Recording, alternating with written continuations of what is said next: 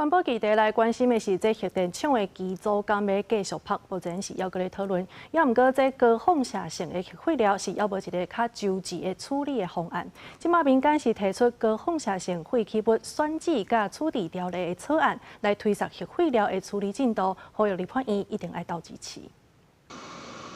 台湾用核电伫要半世纪，毋过核废料的问题也无法度处理，其中使用过的燃料棒。甲高放射性的核废料，要放伫核电厂的燃料池。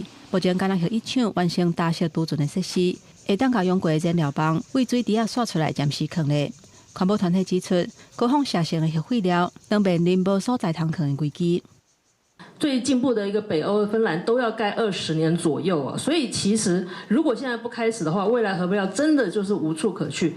那所以这才是我们认为这是一个非常非常迫切的危机啊。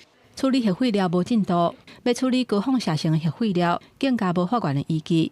环保团体初八公布高放射性废弃物选地点甲处理条例草案，分做12章，拢总106条，经地点分做4个阶段，包括探勘、开发、地下实验室等完整的规范，保障资讯公开、公民参与、甲损害赔偿的机制。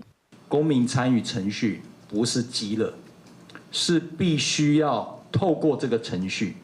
来逐步形成高阶核废选址跟开发的决策，不是建造的问题而已，它也是一个政治诚信问题哦。就是我们这一代的大人们愿不愿意为下一代的环境负起责任的一个重要的选择。